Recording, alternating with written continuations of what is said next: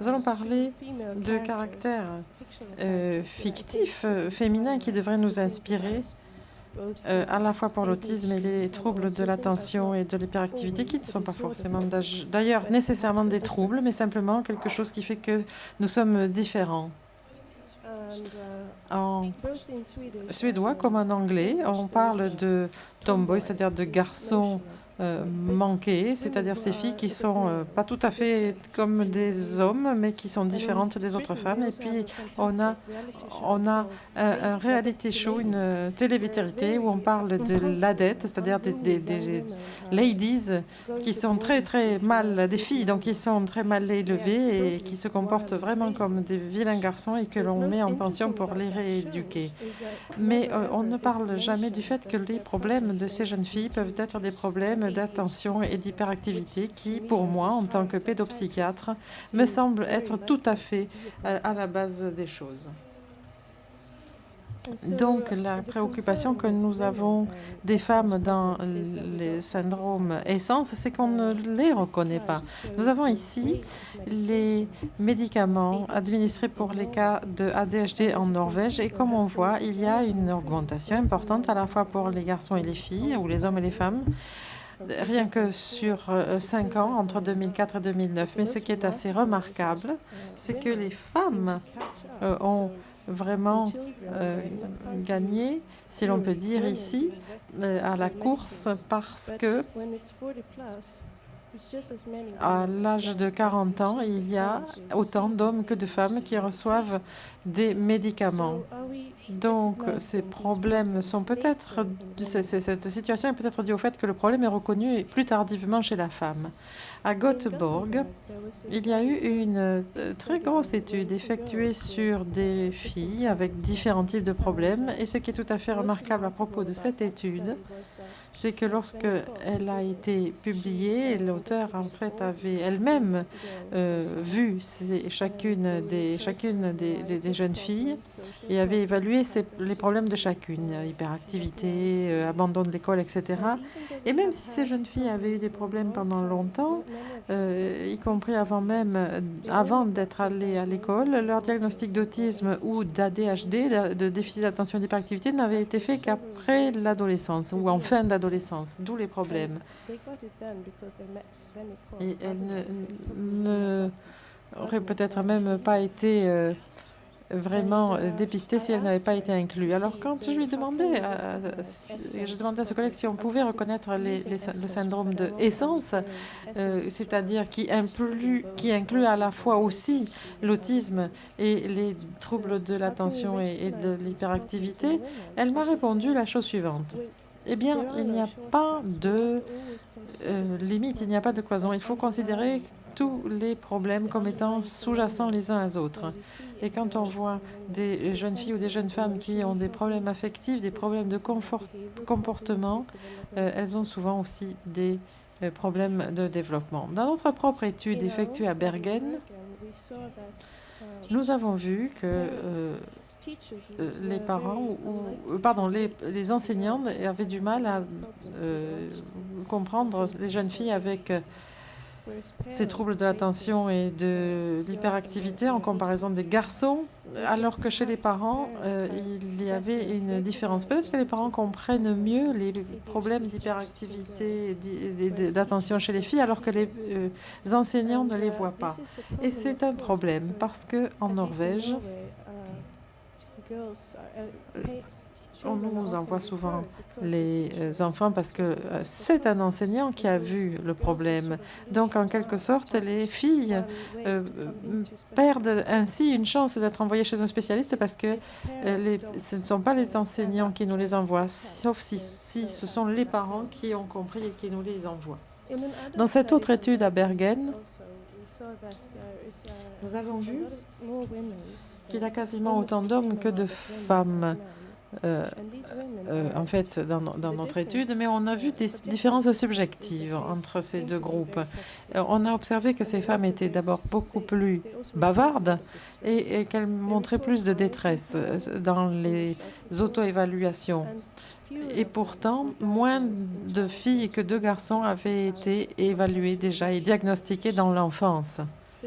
Les taux de dépression et d'angoisse étaient très élevés chez les garçons comme chez les filles, donc les différences n'étaient pas significatives entre les deux populations, mais les filles avaient moins de problèmes d'alcool et de drogue, mais elles avaient souvent été traitées pour d'autres troubles psychiatriques avant leur diagnostic de ADHD.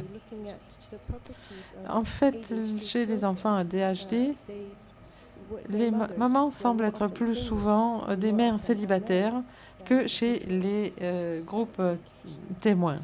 Donc il peut y avoir que quelques indications comme quoi les niveaux d'angoisse et les dépressions, les déficits affectifs sont à peu près équivalents chez les garçons et les filles, mais par contre les comorbidités sont plus importantes chez les filles que chez les garçons.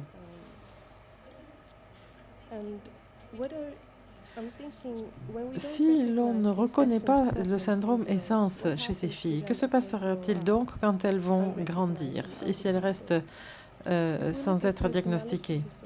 Nous avons ici des critères diagnostiques pour les troubles de la personnalité. Beaucoup d'entre eux, par exemple, si vous n'avez pas si votre problème psychiatrique n'a pas été reconnu, vous allez avoir un problème qui va durer longtemps et s'exercer sur différents aspects de votre vie de tous les jours. Et si l'on regarde les symptômes, par exemple, de personnalité borderline, que l'on retrouve plus fréquemment chez les femmes que chez les hommes, beaucoup de ces problèmes s'observent chez des gens qui ont aussi des troubles de l'attention et d'hyperactivité. Donc le fait d'avoir des troubles de l'attention et de l'hyperactivité permet de voir que on est très vite amené à voir tous les critères d'une personnalité borderline. Et j'ai trouvé justement beaucoup de comorbidités entre des patients qui présentaient à la fois ADHD et des troubles borderline. Donc, il y a des gens qui ont développé aussi ces troubles borderline par la suite et d'autres qui avaient déjà, dès la présentation, les symptômes de borderline en plus de leur ADHD. Très souvent, il y a aussi des phénomènes de troubles obsessionnels compulsifs. On peut penser qu'en psychiatrie adulte, le patient est vu sans que l'on connaisse les antécédents de l'enfance. Donc, en tant que neuropsychiatres développementaux, nous aurions certainement plus tendance à considérer les antécédents de l'enfance. Autre comorbidité que l'on retrouve chez les autistes, c'est l'anorexie. Il y a effectivement quelques caractéristiques semblables dans le comportement, comme par exemple cette rigidité, ces obsessions, ce besoin de contrôler. Et certaines études ont également montré des similitudes également avec la théorie mentale. En fait, après avoir été soignées pour anorexie, les jeunes filles souvent ont une amélioration de leurs symptômes d'autisme. Même s'il n'y a pas beaucoup d'études sur ce sujet, j'ai vu dans notre sous-groupe qu'effectivement, il pouvait y avoir un rôle important joué par la comorbidité associée autisme et anorexie. En fait, j'ai reçu un jour un coup de fil d'un artiste norvégien assez célèbre qui m'a expliqué qu'elle avait été traitée pour anorexie pendant des années et des années et qu'elle avait fait par psychanalyse et son fils serait et que son enfant avait un Asperger. Elle pensait qu'elle-même pouvait avoir un Asperger. Donc, ce sont pourtant des traits qui ne sont pas du tout connus dans la société, des caractéristiques communes qui sont ignorées. Un autre aspect des caractéristiques essences, c'est que les femmes deviennent un jour des mères. Et vous avez là ici Britney Spears, qui est enceinte et qui fume. Donc, être maman nécessite beaucoup de compétences et elles sont assez difficiles à acquérir pour les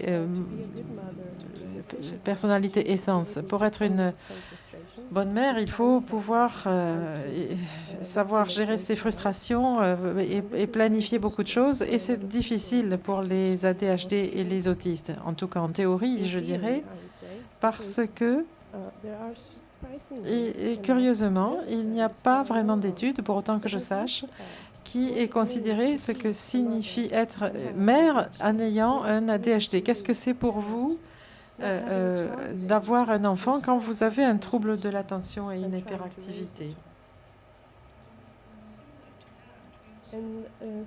Et de la même façon, on ne sait pas grand-chose de ce que signifie être enceinte, et tout en prenant des médicaments pour l'ADHD.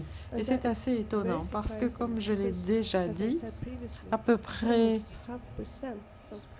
0,5% des femmes de 20 à 40 ans en Norvège prennent des médicaments pour leurs troubles de l'attention et de l'hyperactivité. Or, un jour ou l'autre, elles seront enceintes. Donc, on n'a absolument aucune étude humaine sur l'atomoxétine. Et on ne sait pas du tout quelle est la tératogénicité. Cette diapo s'appelle « Les grossesses non désirées » parce que quand on sait qu'il y a une certaine impulsivité chez les ADHD, on pourrait supposer que les filles qui ont une ADHD vont tomber enceintes beaucoup plus vite que les autres. Et pourtant, dans cette étude, si l'on pose cette question n'a pas été posée, justement. Donc, il n'y a aucune question concernant, par exemple, le fait de devenir mère. Sans doute parce qu'il y a un biais masculin à cette étude, dans ce qui est étudié, mais aussi dans nos esprits, sur la façon dont une étude doit être entreprise, quels sont les points à examiner de près. Donc, en Norvège, semble-t-il, on commence un peu à s'intéresser davantage aux problèmes spécialement féminins, mais le chemin reste encore long. Certains critères devraient certainement changer, et il faut se souvenir qu'en fait, nous essayons surtout de décrire des phénomènes sous-jacents, comme par exemple l'impulsivité. Et comment cette impulsivité s'exprime-t-elle chez une fille ou une femme par rapport à un petit garçon de 5 ans? C'est difficile de savoir. Est-ce qu'elle va s'échapper, s'enfuir? Est-ce qu'elle sera peut-être plus active? Quel est le tableau réel du phénomène? Eh bien, tout dépend de la culture, de l'âge, du sexe, du niveau intellectuel, etc.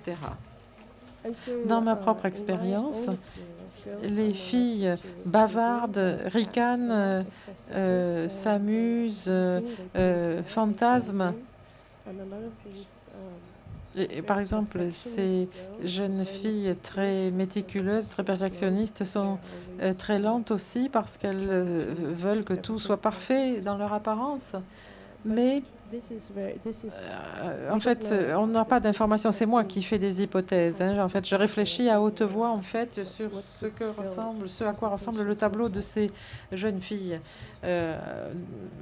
Donc, pour résumer, en fait, je n'ai pas parlé très longtemps. La seule façon de chercher les problèmes chez les filles et les femmes, c'est de les chercher. On ne trouve pas si on ne cherche pas. Et il y a eu récemment, au moins en Norvège, pas mal d'études dans ce domaine. Les gens commencent à s'intéresser aux problèmes essentiellement féminins, mais toutefois, nous devons entreprendre encore beaucoup de choses comme concevoir des études qui vont vraiment s'attacher aux problèmes féminins.